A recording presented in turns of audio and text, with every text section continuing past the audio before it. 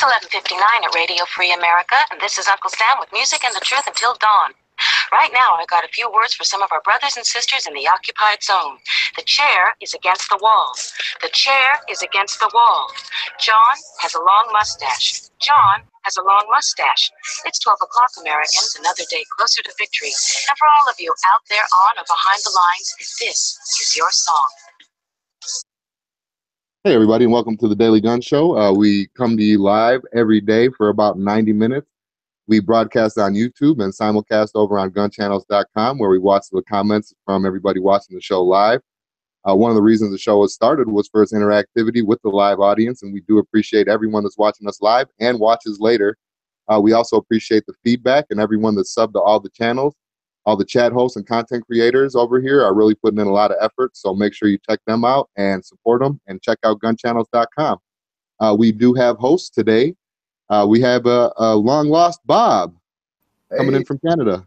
Finally was able to get up this early. Very good to have you back, sir. And we have G-Webs out there on the road again. Right on. Thanks. Well, yep. And thanks for Bob for jumping in, waking up early. I said he probably ran out of beer last night. Oh, man. Well, we usually like to start the show off with things that happened overnight or in the early wee hours of the morning. You guys got anything happening? Yeah, I got a water pump I'm going to be fixing here on the side of the road. It's always fun. Never enough. Had a really good chat last night. Watch that. That was pretty good. Yeah, what was he talking about? Oh, crap. Movies. He was getting into... I'm trying to think what was the best part of it. They were talking about that DACA thing, weren't they? Yeah, they talked about DACA for a bit, but they were talking a lot about prepping because of, what's going on with how you should carry extra gas, things like that. Oh, yeah. I don't even know. But yeah, it was a really good chat. Well worth watching. I'm pretty sure he went over 2 hours last night. Clover Tech had his show last night. Yeah, he did. I think he did. I didn't actually check out Clover Tech, unfortunately. I'm pretty sure he said he was going. He had a show after Matt, so somebody did. I think it's right before Matt. Oh, was it? Oh, yeah, it was before Matt. So he's after Yankees tonight. It's hard to keep up. That's tonight. I wonder if I got. He put so many shows on, it's hard to keep up. Yeah. Just watch the gun show and you get everything. So I'm noticing over on, I got my computer going, so I noticed on the Gun Channel side, I got Ponry and Angry and Moon and Dusty and Ghost. Thanks for jumping in. Appreciate it. We are trying to keep like Jimmy said at the beginning of the show, we're trying to keep the interactivity part of the show going, and it's always, breaking new ground now, doing it at the new time slot like this. We appreciate everybody that's able to and decided to follow us over. And William over on the YouTube side, same thing. Thanks for showing up for the new time slot. We are looking for feedback on it, so you can always email us at dailygunshow@gmail.com. Give us your thoughts. It'll probably stay this way for sure during the road trip because this is a lot easier. I mean, I haven't been doing it very long now, but this definitely seems better than stopping it when it's heat of the day and looking for a place with shade. So again, thanks everybody for accommodating us with the new time shift, and hopefully people that are hearing this later on, if you're listening during the old time slot or something later, again, please feel free to give us some feedback because we are interested in. Obviously, the audience is a bigger part of this show than we are, so we want to make sure you're. Yeah, definitely. And this new time slot, I mean, a lot of people are giving some positive feedback. We've had some negative, saying that it's too early and stuff. So we definitely appreciate that feedback rolling in. Just notice we're at 462 over on the YouTube side. So anybody that hasn't already subscribed us over there, I know it's kind of petty to ask that kind of thing, but it really helps with the when the shows go to get recommended. When somebody's watching a video on XYZ, if our video is on that topic, and there's 6 videos that are on the same topic, Google has to make a decision. They have to decide which one is the most appropriate to show this guy, so that we're showing him something that he's interested in. And one of the things they use to determine that is the size and the activity of a channel. So we really do appreciate the people that subscribe. It's not for our own ego or anything. It does let us know people are out there, so it keeps us going. But it also it does help physically with the way videos get recommended. So again, thanks for everybody that does that. And keep in mind, you can always go back and subscribe. But you can always go back and like the shows afterwards too. So we always appreciate somebody that goes through and digs through and gives us some likes. Yeah, that is one of the good things about YouTube. They keep it up there and render it, and you're able to go back and view it later. So, all right. Well, unless there's anything else, I guess we could jump into the show. Yep. All right. So today we will be going over CCW topics, gun stuff, training, and of course we have our gun of the day and movie of the day. So let's start with CCW, and today's topic is best belts for carry. So I guess I'll start it off. I guess my belt, I usually use just a regular old cheap leather belt, but recently, because of a discount that I was allotted, I tried out this 511 tactical dress uniform belt. Is this that five? Is this that 5-finger discount you're talking about? No hoodies were involved in the making of my belt. But no, yeah, I got a nephew that works at a uniform shop. So I tried one of those out, and I mean it's really sturdy, and obviously you won't have the same problems with the stiffer nylon belt that you would with a leather belt after time, with it sagging and stuff like that. So after trying that out for carry, I would definitely suggest something that's stiff and something that can, holds a lot of weight. Material, I guess, is really obsolete.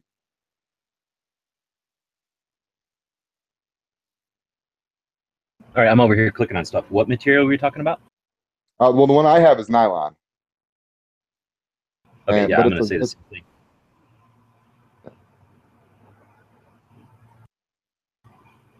Hello? Yeah. I cut you off, sorry. Oh, no, go ahead. I was just saying, I'm going to say the same thing. I go to Wilderness Tactical out of Phoenix. Have you ever been there? No, I haven't. They've been doing nylon for a long time. They also do some pouches and stuff, which were really popular for a bit.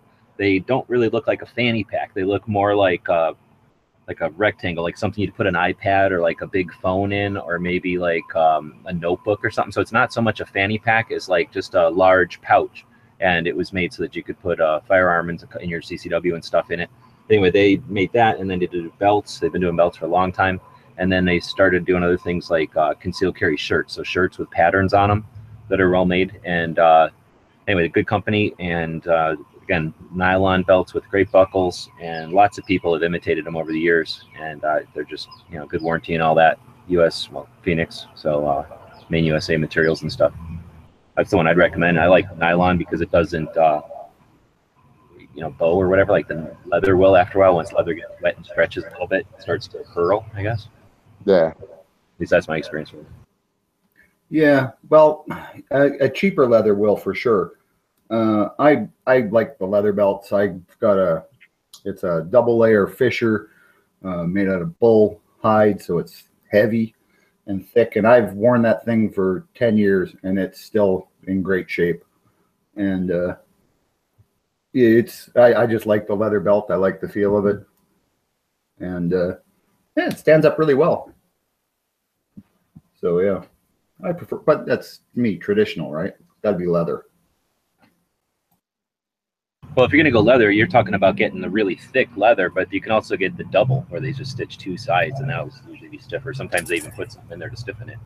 Yeah, well, basically this is just 2 layers of thick leather. So, it's more than twice as thick as your standard leather belt. Yeah, I'm no expert on leather, but I played with it for a bit when I was making those little tiny holsters, and it's like the leather from like the shoulders and the back is thinner, I think, and then the leather underneath their belly or something is really thick. So that's what I think you're talking about, is a big, really thick hide. And then go ahead.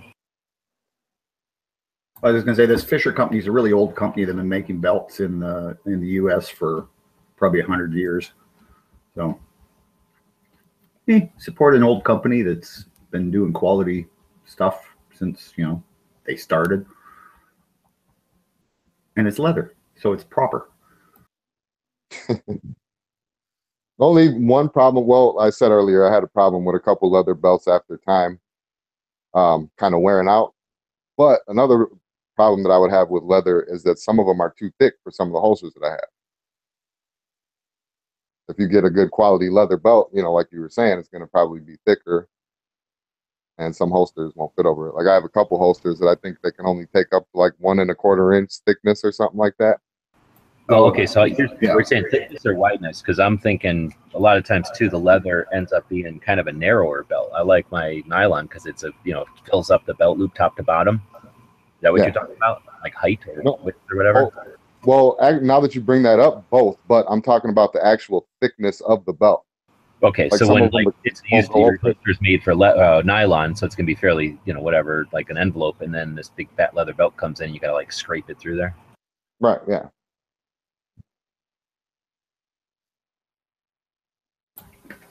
Yeah, I haven't run into that problem yet, but I've only carried the one winter there, so.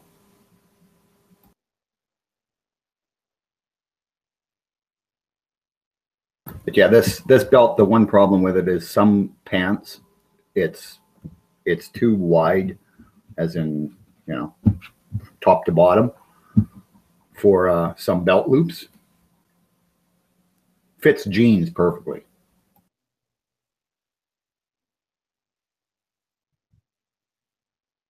I forget what the name of it is. You guys seen that plastic one almost? It's like plastic and it's got kind of a unique buckle. It's made, I think 511 bought them. It was either 511 or one of those companies bought the company, and they offered the belt for a long time. It had like a weird buckle, almost like a old Boy Scout belt, or like an old military belt back in the day.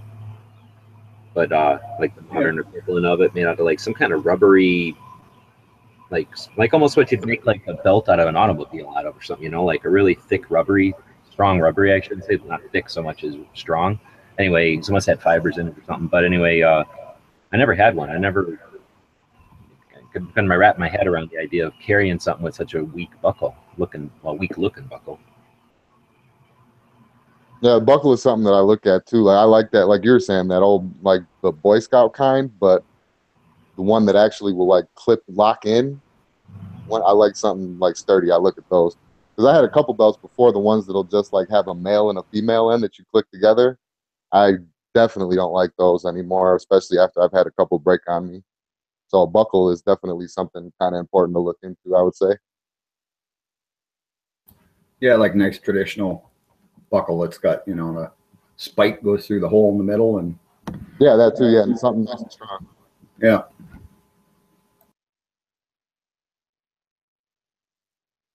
I prefer the type where it's infinitely adjustable, like this the Wilderness Tactical. I got what's called an instructor belt, so it's just the nylon goes around, it's attached to the belt or buckle permanently sewn on there, and then it goes around and comes through and back, so it's sort of like a cinch, and it's infinitely adjustable. So I don't know, you've got a new gun on or a different gun on, or if you're using inside the waistband one day and outside the next.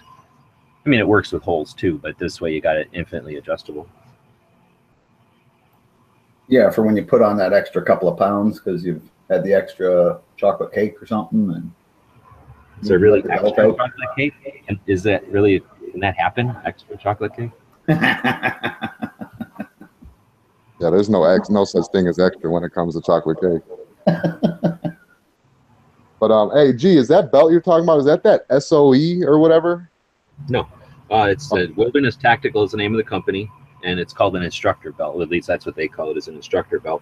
They're basically a rigger's belt. Back in the day, the riggers are the guys that deal with parachutes. They pack them and fix them and do all this stuff for parachutes. And those guys dealt with nylon and with sewing machines. So from what my understanding is, those guys would put together these belts out of, scrap pieces of strapping. And once other guys saw that, they would, ask the riggers to make these belts for them. And they're super strong. They're made literally out of parachute material originally, and all military hardware and everything. And they're, they got the carabiner kind of looking belt buckle. It's like a triangle looking thing that's, I guess technically if you fell down a mine or something, you had to get rescued by it, it would hold you for sure, but it's not necessarily like a Swiss seat where it's going to be comfortable or anything. But I really like it for, you've seen how I deal with the dog. I've got my dog on a leash that's got a carabiner at the end, and I can carabiner him to my belt buckle like that and, be hands-free. And I've used it for some other things along the way, but it basically goes away, and when you need it, it's there. When you don't, it's out of the way. But anyway, I'm not sure what the SOE ones.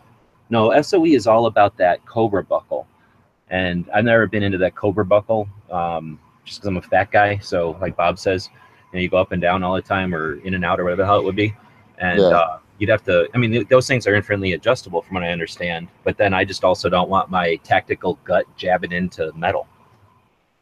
I'm too tender. I could see that being a problem.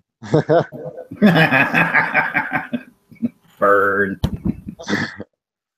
But yeah, so I'm over here checking the comments on the YouTube side. We got Bandito1, got a Kydex holster for $25. Retention is important for my confidence. I like the Cobra belt design, but the good ones are like $70. Some rigger belts have 7,000 plus tensile strength, so it will rip you in half before it rips. That's what I've heard. Definitely happen, yes. If you were like one, yeah, you would die before the thing does, or you'd rip before it does. On the YouTube side, Angry's asking about the track line belts that Yankee likes. I have no idea what that is, but I assume if Yankee likes it, I don't like it. I don't know why, but I'm assuming that. Probably expensive and pointless. And weird. It's pink and it's got Hello Kitty designs on it. No, but Yankees got strange ideas sometimes as far as carry. We don't always agree on stuff, so I can't imagine. Well, it's possible, I guess, that he likes a belt, but I've never heard of that one. Have you guys heard of that one? No. Not me. I don't pay a whole lot of attention to that kind of stuff. I mean, oh, wait, you know what? Is that one where it's like a dress belt, but it's meant for carrying or something like that? I think I know what he's talking about. It looks like it's a dress belt.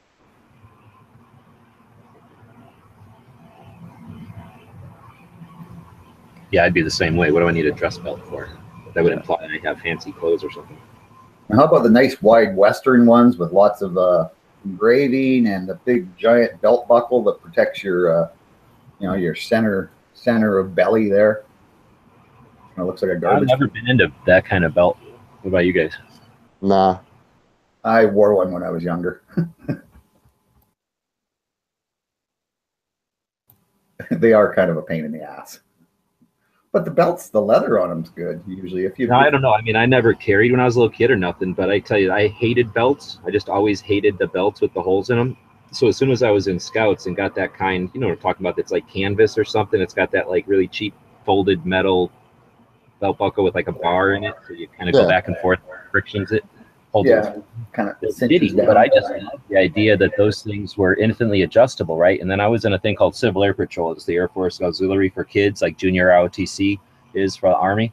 And in the Civil Air Patrol, at least we had access to all kinds of surplus stuff from Korea and Vietnam, and then access to Air Force bases, so we could go into the PX and buy stuff.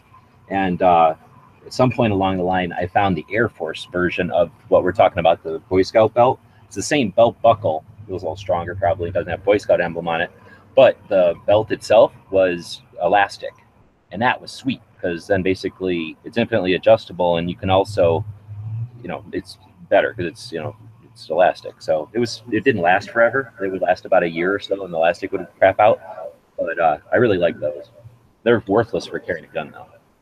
Yeah, those would be, well, you kind of got to have those soft belts for Air Force guys anyway, don't you? Because they get kind of round because they're pilots and they have to withhold, I don't know, 10 or 11 G's or whatever the hell they have to deal with. Maybe it makes them all squishy in the middle and they get thicker.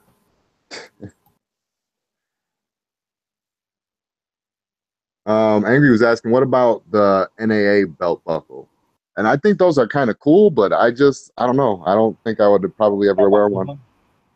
I have all of the designs, and none of them are that good. They're all interesting and they're funny or whatever. They're conversation pieces and they're awesome, you know. And it's a way to open carry and be in your face and also cool, and everybody thinks it's awesome. Pretty much, if you wear one, everybody is your friend, and the chicks come running. So for that reason, it's awesome. But as far as being able to actually draw it, it's there's like 6 designs or something, and one of them is kind of okay to pull from, but you're not gonna pull it quickly, but you can at least get to it. You can stage it, you know, and have it.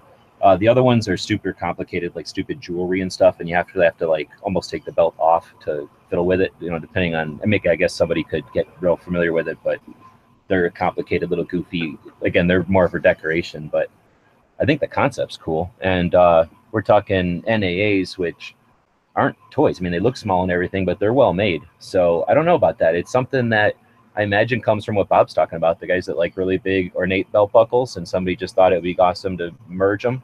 But I think it'd be kind of neat if somebody would develop an actual useful one, because the NAAs are so small.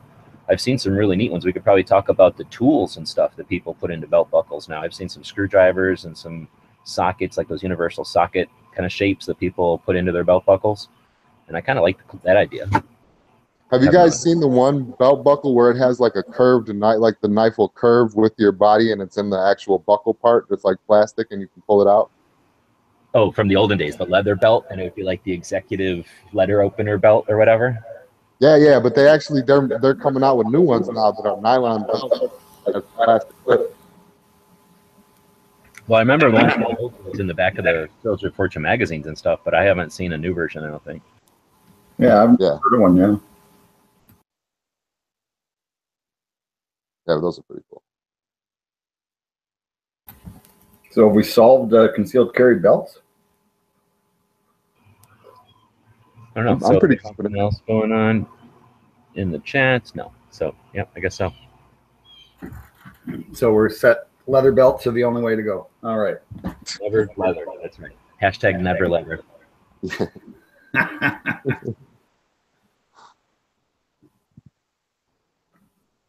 Hashtag leather lives matter.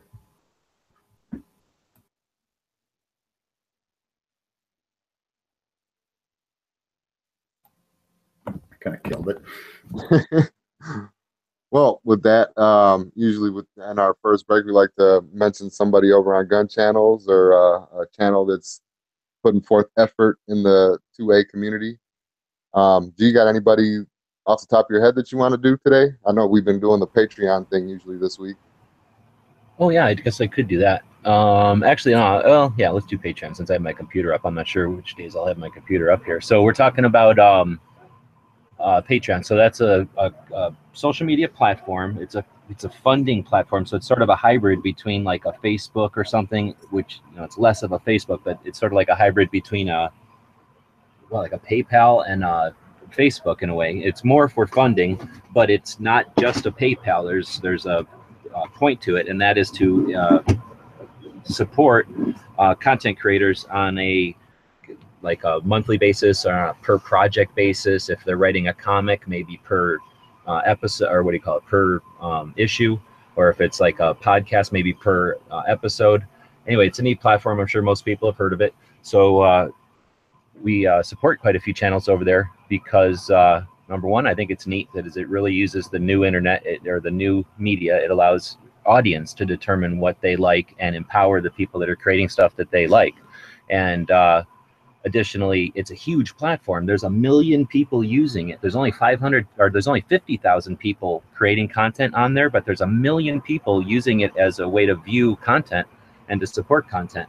So if you think of us as ambassadors for the Second Amendment, or for just getting people comfortable with firearms and shooting, and aware of some of the things that we do that are boring and interesting, and all the different aspects of the firearms. If you're interested in like I say, being an ambassador, getting that information that you're creating, not just out to other gun people, but to other people in the world, I think Patreon's an untapped resource, or at least a newly tapped resource that it's awesome to see gun channels over there. So with that in mind, we're taking the member of the day slot, and we're featuring some of these Patreon channels. So we featured some ones from Bob before. Jimmy, I don't know, have you looked at the stuff over on Patreon? Is there any gun ones that you've noticed that you like? I don't want to put you on the spot because I have one in mind here, but I didn't want to hog it. If you've got one you want to shout out.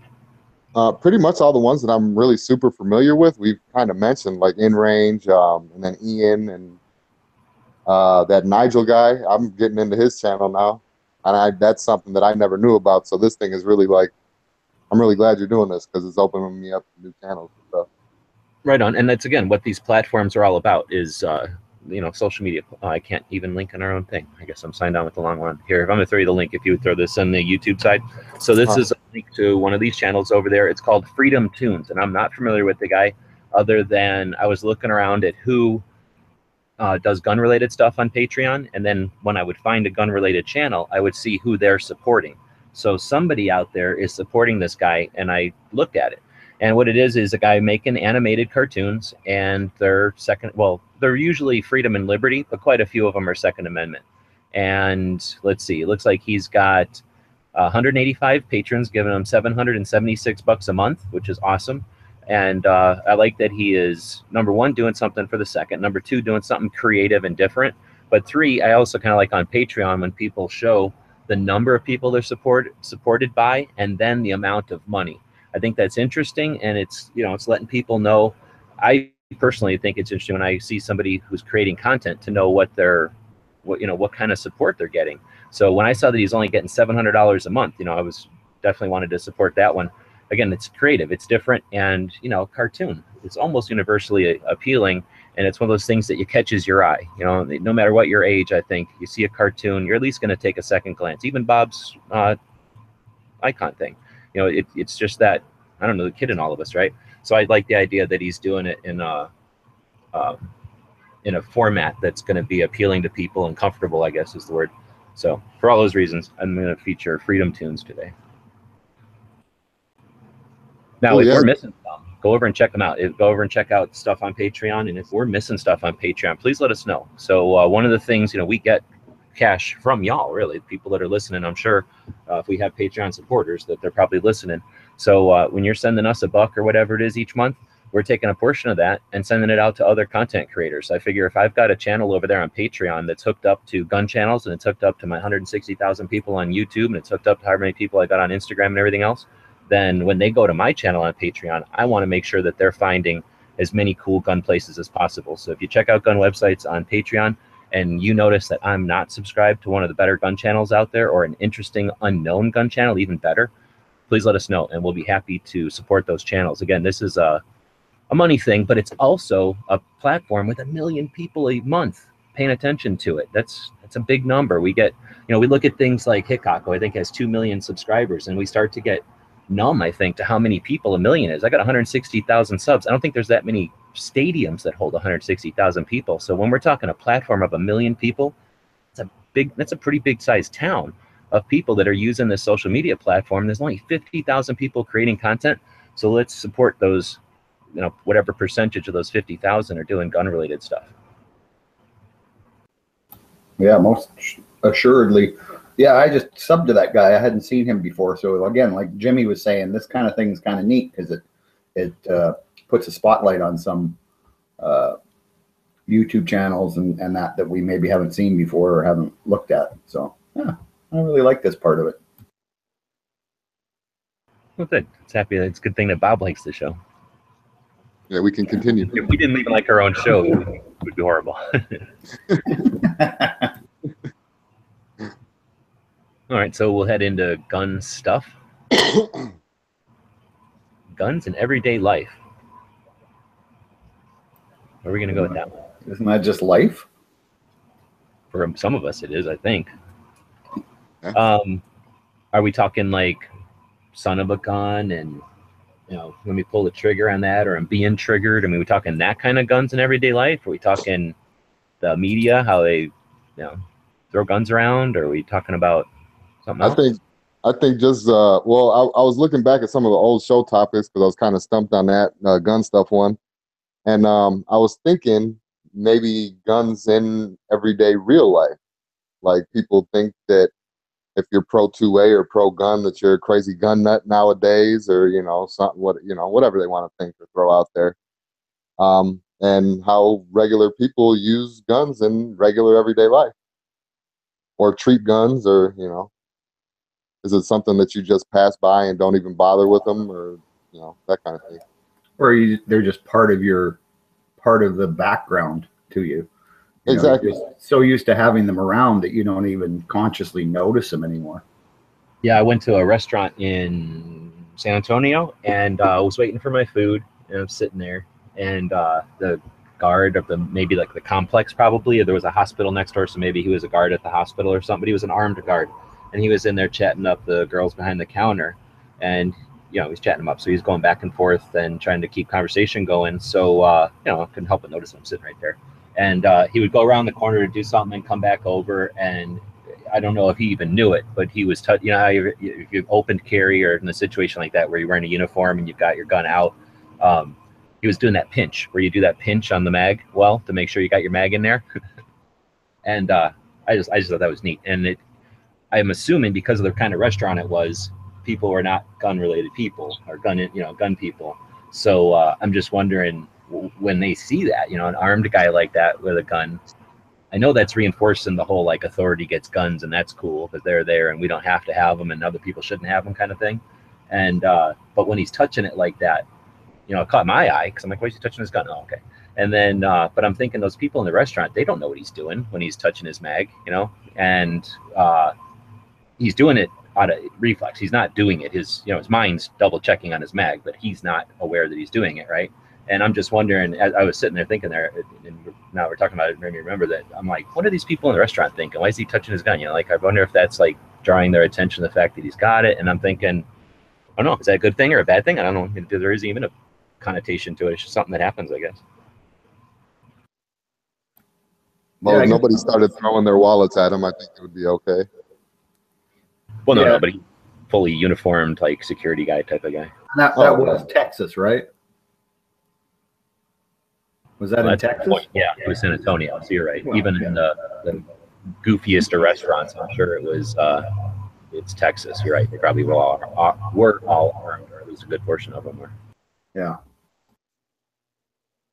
But that does bring up something that I was kind of thinking about, though, is I'm the type of guy whenever we go out, if I go out to dinner or if I'm out even at the store, I'm kind of like looking, I don't know, not as a nosy thing, but just kind of like, is that guy, that kind of thing. Can I see if that guy's printing? Kind of just something that I do because I'm in the store and I'm bored and I don't like being there. But I mean, how many people do you think that there's like antis that do that? I don't know. Do you think that gets brought up often? Like people are trying to see if other people are printing? No, because I don't think they can wrap their head around it. I really think that, I'm assuming, if you ask most of them who has guns, they're going to say police and criminals. And then they're going to think of us, the people who they don't think about, as like the guy from Tremors, right? The Bert guy. They'd probably think we're all like that, I'm assuming, because we think they're all weird. So I'm sure they assume the same about us. So I would assume that they think they're going to recognize the gun guy. Or maybe when I walk around with my camouflage pants on, they might think I don't know. They can call them millennial hipsters. My pants ain't tight enough, but there's a lot of people that wear camouflage. So I don't even know. But it's a good question. I doubt that they are even aware of what printing is. You know what I mean? Yeah. If it's open, you lift up your shirt and it kind of comes out, I'll bet you they are aware. I mean, I think. I'd love to be that Bert guy. He's married to Reba. Yeah. That TV show.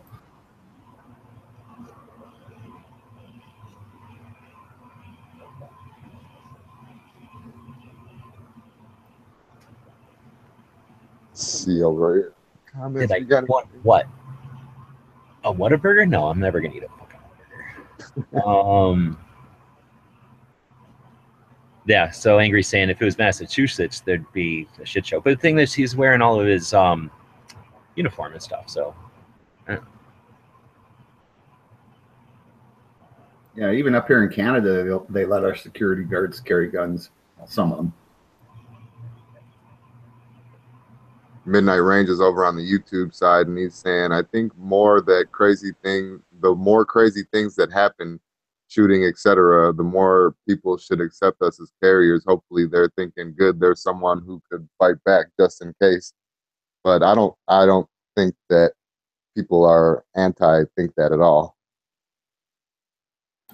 Yeah, no, I think they're, well, I mean, some of them, I guess you can change their minds. Some of them are just like you can't even reason with them.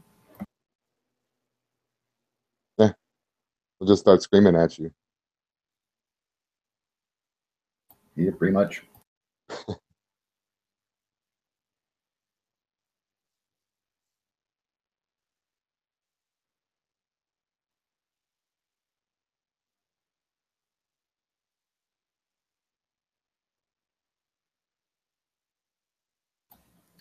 So where are we going to go from here? I think we've kind of beat that up.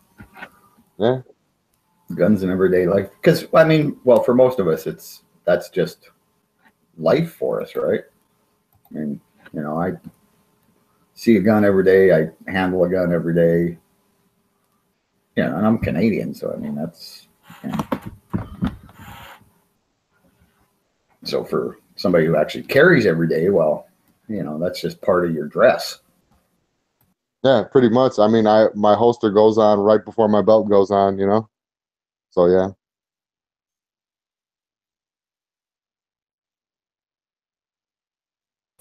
Can't get a whole lot more every day than that. Yeah.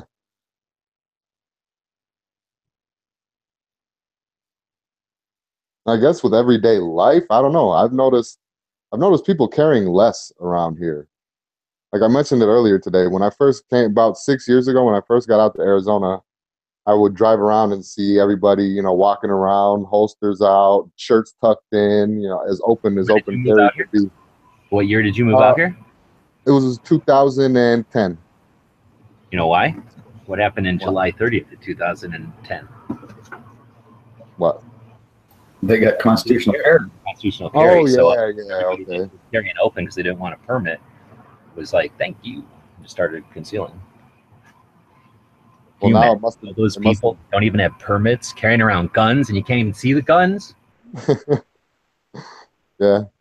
I was going to say, so maybe it got old, or maybe they just discovered concealed carry and liked it better. I don't know. I mean, we've all open carried, and I mean, for whatever reasons, people want to open carry, unless you're going into some like situation where it's like, you know, necessary to have that thing super available. You know, even like that fraction of a second more available than concealed. I think everyone agrees concealed is just a heck of a lot more easier to deal with life, right? When no one has to deal with it, everything's good to go. Nobody bothers with it. It's not an issue. Making it open carry, you're potentially throwing it out there for people to have some kind of issue. But again, I don't know if that's going to happen in Arizona or Texas or anything. Yeah, it depends on where you're doing it, I guess. I noticed that about like Tucson. Within the first week I'd been there, I didn't even notice people either open carrying or renting. It was just like, everybody's got a gun, good.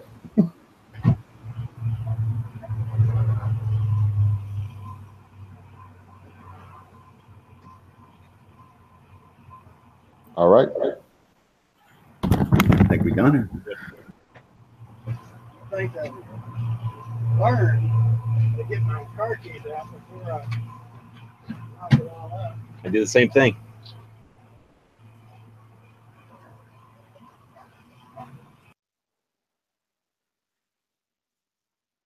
All right. So I guess G-Web's got a visitor to the van.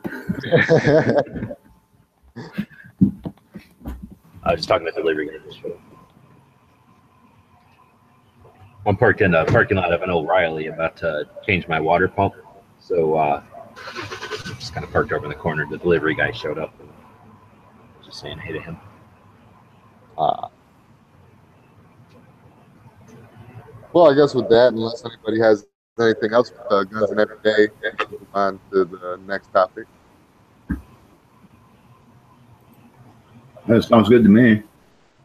Let's see if we got any comments coming in.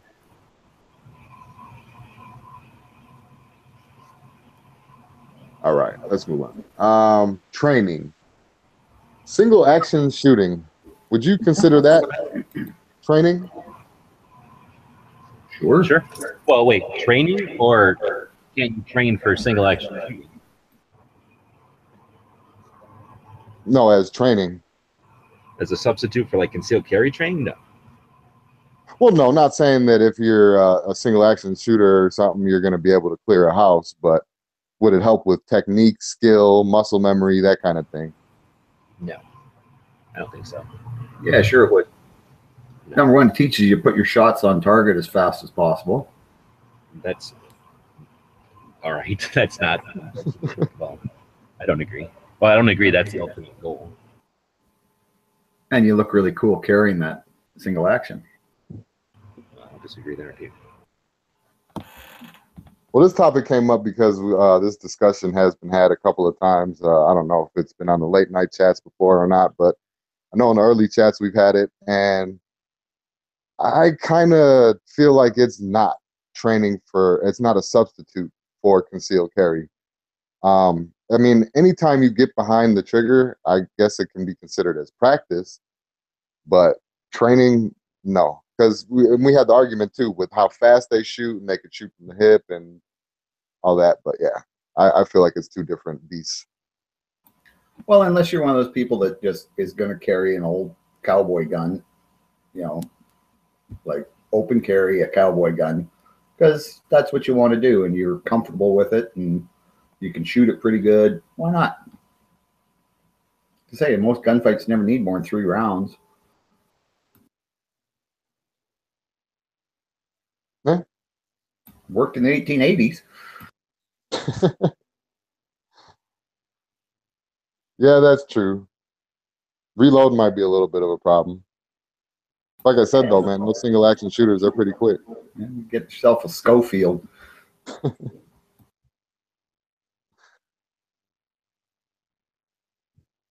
Well, I think that the manipulations and everything about the single action, I mean, it's the wrong gun. It's a stupid caliber. You're not carrying any of those calibers for the most part.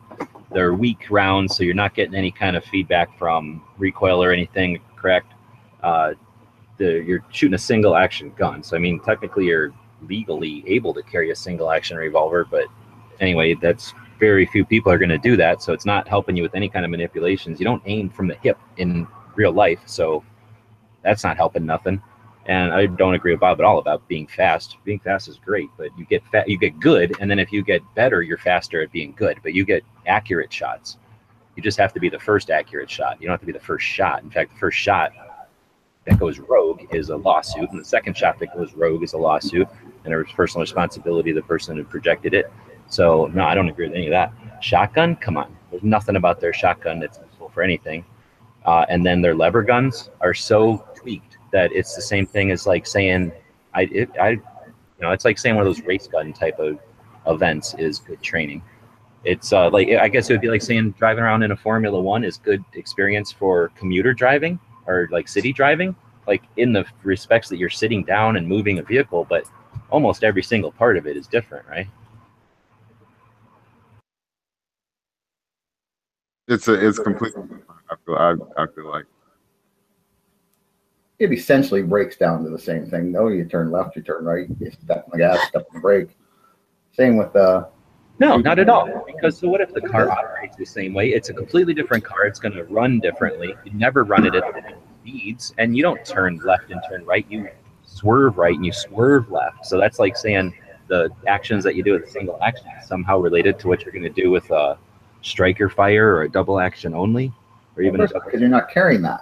Nah. I mean, it's it'd be the same reason for whatever reason you've dropped your Glock super plain Jane plastic wonder weapon, and the only other gun you can grab is a 357 Magnum single action.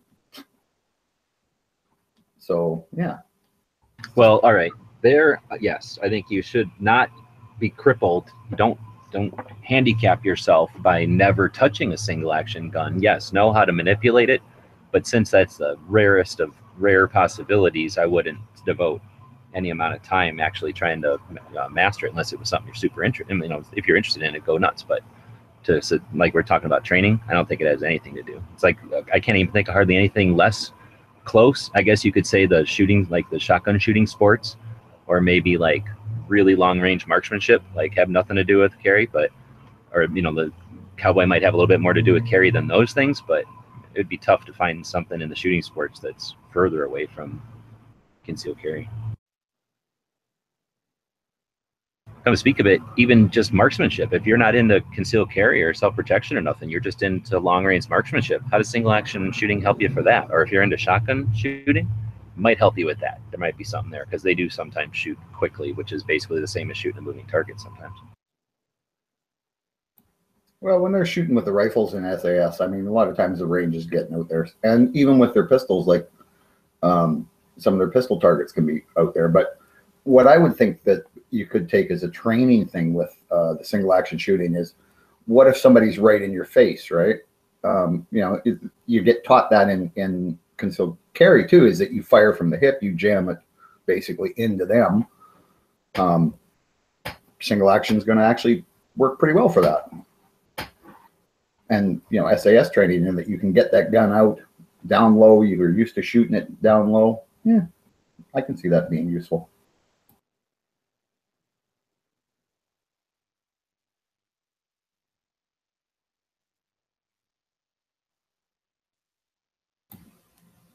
So if we solve that, I think we have. You're all welcome.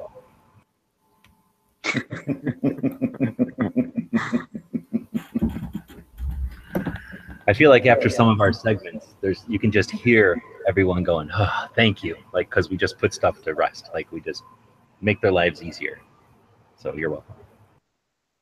Finally, that's settled. that's settled. Now we know. Never have to talk about it again.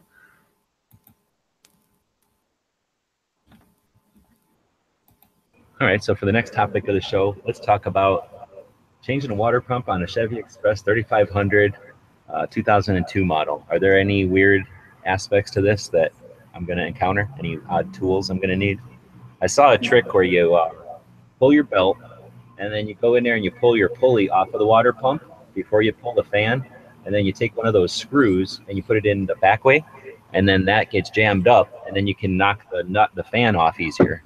I had never done that before, so I'm going to try that this time, I think, assuming I can get in there and do that. Yeah, and then you won't have to pry on it and take a chance on gouging the metal. Exactly. And otherwise, I mean, water pumps, I'll start knocking on wood here. Not that bad. But I've never done this one, so if anybody knows any specific tricks or tips, or if somebody's in Texarkana and has a shop, let me know. Yeah, exactly. Some of our many thousands of viewers. Well, there's a chance. I mean, might know somebody here, but mainly for the shade. It's it's kind of hot out, and I got it pointed as much as possible so that the engine is kind of in shade, but it's east-west and the sun's kind of all over the place here. Yeah. Need a big umbrella you can just screw to the hood. I have one. My parents gave me their like giant stupid patio umbrella, but it is like 1 million pounds and huge, and that just wasn't practical to drag that thing around in the van. But now I'm thinking, it would be super nice to have that thing popped up right in front of the hood right now. Oh, try to find yourself a golf umbrella, because they're pretty big and they don't weigh nothing. Oh, like what somebody carries around when they go golfing? Yeah. Good idea. And they probably have dozens of those. These people play golf all the time. So yeah, thanks. Yeah, I don't know. Your water pump's going to be, that should just be a standard water pump to pull off. So if you've looked it up online and there's tips on how to do it without having to take too many accessories and shit off to get at it, yeah, just go with that and toil away. Shouldn't be too bad. And that was our auto segment of the show. So do we have a movie of the day? Let me see. I believe I did one. Oh yeah. Got a movie of the day, got a gun of the day. Movie of the day was Collateral Damage. Reason I'm asking is Moon is saying out on the Gun Channel side that the movie should be Training Day because of the training topic maybe. So I'm going to take that, even if you're trying to be funny, and I'm going to stick it in right into next Thursday's show. So there. So thanks for the suggestion. Yeah, there you go. So what's the movie? Are we just not having any comments on the YouTube side, or is my computer glitching? Let's see. Nah, Yeah, nothing right now. Chat it up. Chat it up. All right. So, sorry to cut you off there. No, no problem. Let me see what I do for the movie today. Collateral Damage. I like this one. This is the one. Yeah, I like this. What's his face? And he went to front sight for it, and he's like being driven around in a taxi all night. Am I thinking of the right one? This was the Tom one. Cruise? I think he might have been in the cab. I don't know. But, You haven't seen it? No, no. I don't know. I said I can't remember if he was in a cab or not. But this was the one where he had a wife and a kid. I don't know if he was a firefighter or what he was, but they went out and to a park, and there was that little T-Rex that had the bomb in it, and the kid picked it up, and the terrorists let off the bomb, killed the wife and kid, and then he went out and got Oh, revenge. I'm thinking of Collateral. That's the difference. This is a whole Oh, different movie. yeah, that was with Tom Cruise and Jamie Yeah. Foxx. Yeah. So this one is like overseas somewhere, and some kid, like you say, they blow up a thing, and then don't they blow up the ambulance or something? Yeah, something like that. I think it was okay, but it's one of those Europe. I don't know. It's one of them Europe movies, right? Like they go, hey, we only got $50 to make a movie. Let's go to Europe and make the movie. I don't even remember I seeing. don't mind them if they're like Taken. I didn't mind Taken, and Paris with Love was awesome. Those are those movies like that. And there's a couple of Seagal movies where they're like, hey, we got $15. Let's go make a movie in Europe. But I don't like it when these people in Hollywood books like, oh, it's expensive to make a movie here, and no, it's too expensive to make it in Quebec anymore too. So let's go over to Europe and give them our money. But as far as the scenery and stuff, I think I kind of like that movie. It was like more of thriller or like a detective, like trying to figure it out, mystery than a action movie, right? Yeah. Yeah, I mean, it was Arnold, dude. So I mean, there was a little bit of explosions and stuff Oh no, like I'm that. still thinking of the wrong movie. You're saying this is an Arnold Schwarzenegger movie? Yeah. Yeah. Collateral Damage. All right, now I'm looking at the screen and I'll maybe remember which one. It's not the one where he's in charge of that like elite cop unit and they go rogue and they put the money in the toilet. It's not that one. No, that was a good one too, though. That was the newer one. Crap, what is it? Sabotage. Okay, so I'm gonna mix up that one and this one, but I know I've seen this one. I don't think it was as good as the last one. No, I think that was the best one that he did. So This chick, she ends up being the bad guy. Well, spoiler alert, she ends up being the bad guy at the end. Oh, I got spoiled. You're welcome, everyone. Yeah. You don't have to watch the movie if you don't want to. Looks like there's some AKs, some cheesy AKs. See, I can never tell. They don't. This info doesn't take the actual gun from the movie. They just take some sample gun and then say it's this kind of gun, right? So, but that looks like the one they're holding. Yeah, that looks like a Wasser, doesn't it? Yeah. And this guy, what's up with that guy? Like, I don't need a mag. That AR guy. Where'd he go? Yeah. Yeah, he's like mag. Oh no, he has a magazine. Okay. It's just hard to see. Even a magazine. It's even a mag pull. And look at his grip. Come on. And is he shouldering that brace? What's going on? Yeah, that's not legal, even if you're in the jungle. Yeah, but it's a movie, so it's okay. Trying to see if there's a picture of the kid, the beginning of the movie. If you could remember the beginning of the movie, you probably remember it. I know I've seen it, but what year was it? It was the 90s? Nah,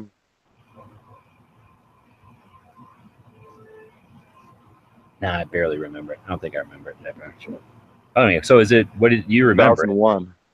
Bob, do you remember this one at all?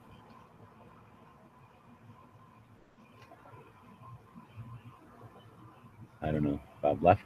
What's going on? We put Bob to sleep. So what are you going to say? Is it worth watching? I'm giving it a thumbs up. I mean, I don't know. If you ask me, I would say just about every Arnold movie is worth watching, except for the Danny DeVito one. Hold on. What about that one where his little kid's a zombie and it's boring as shit? Oh, no, not that one. Or the one where he's Santa Claus either. And there's one on the border that's boring, isn't it? Yeah. One? Yeah, where he tries to be like an actual actor. Yeah, I don't know what he's thinking. Like, come on, think, dance for us, not whatever you're doing. Yeah, we don't need dialogue.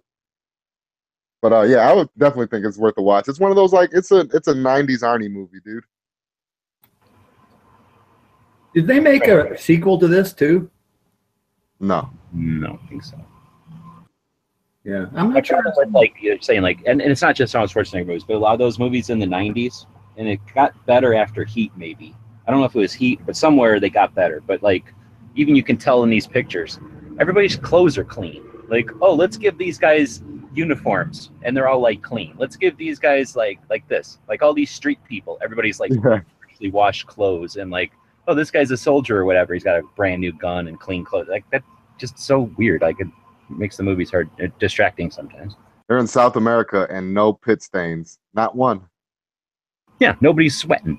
It's not even like a hair out of place. It's like, no, we're not in California. Look at the uniforms. We're in South America. Yeah. Well, I can't remember ever having seen it, so I'm going to just pass on thumbs on this one.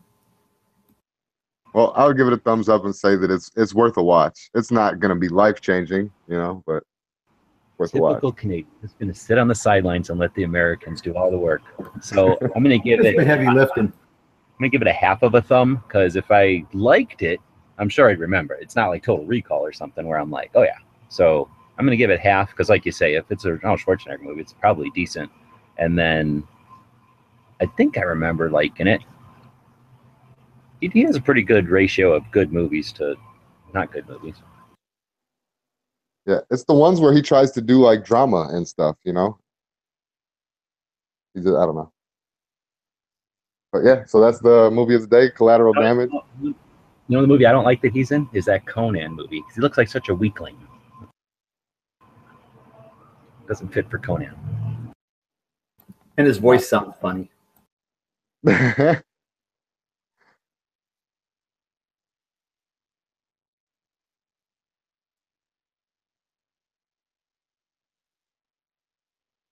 All right, I might drop out on the computer because for some reason it's not charging. So I'm going to have to fiddle with some electronics here as well, but I'll jump in on the phone if I get kicked out.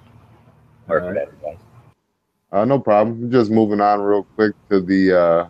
Or you can wrap it up. We're almost done, right? Well, I don't know. It says I got 10%. We'll see what 10% is on this battery.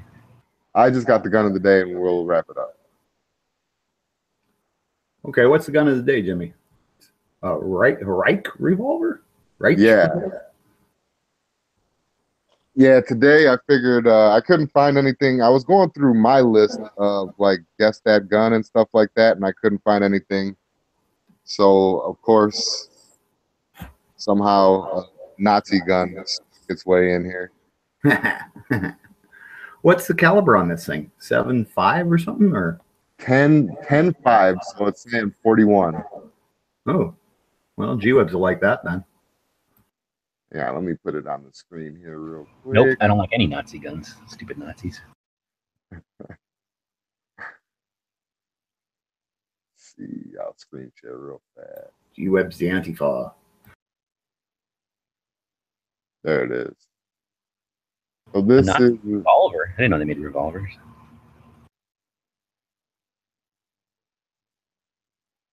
I would figure they're not evil enough. They can only kill like 5 or 6 people with a revolver. Yeah. Well, I think those were actually 5 or 6 innocent. Those were probably came out before automatics were generally accepted, or semi-autos, I should say. I think that's probably pre-World War I or World War One. Yeah. Yeah, the M1879 and 1883 service revolvers in the German army from 1879 to 1908. I just assumed like, the king of Germany would be like, what are you talking about, a revolver? There's nowhere near enough parts in there. Give us a gun that's way more complicated. Well, they did have a lot of parts for a revolver. Let's see, it was single action, 10.6 millimeter. The cartridge was 10.6 by 25. Huh? Little Nazi revolver. Yeah, that's kind of cool.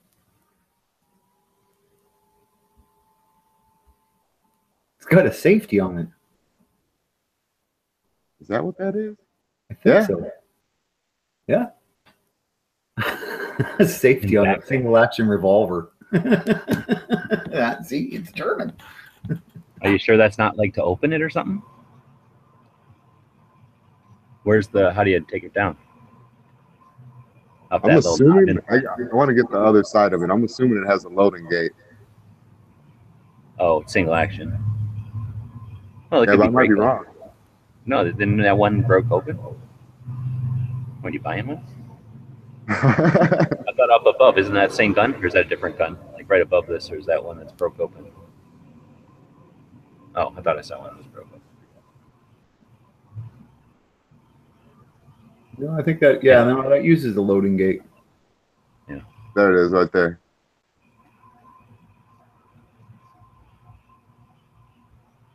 Oh, there you go. Germans, you need a little piece of wood.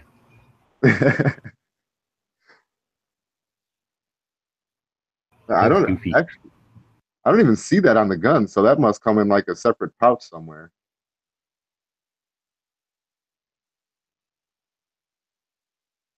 Oh, see that? What's that other one next to it? That's some different. Yeah, that's what I was gonna say. There's one right next to it that looks almost identical, but it's broke open.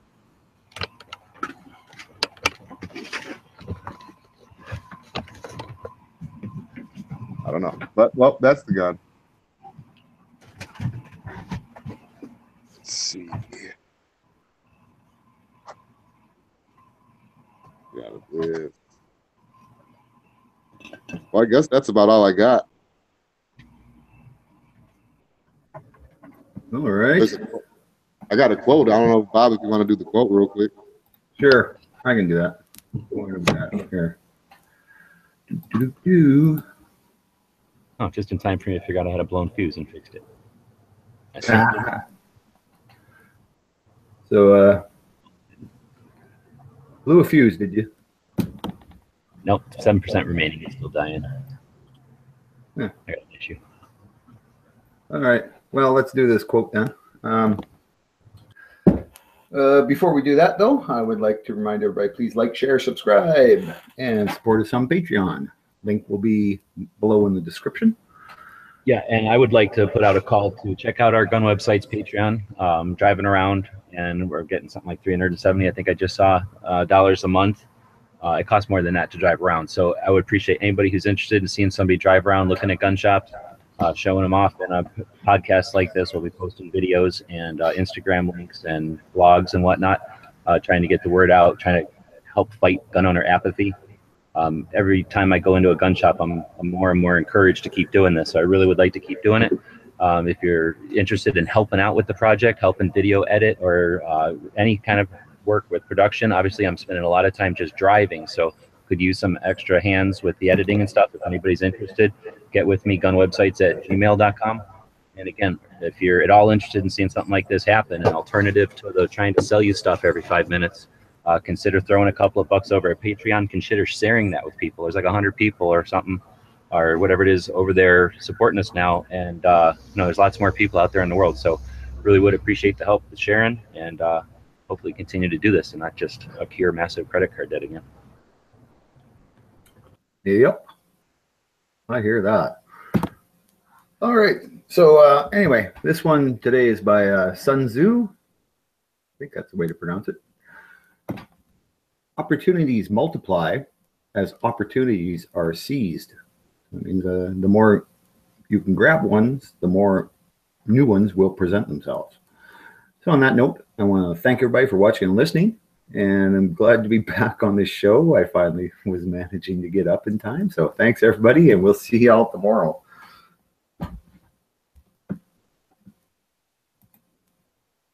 Guys and gals of gunwebsites.com encourage you to take a CCW class every year, practice at least once a month, and carry every day. Thanks for watching gunwebsites.com.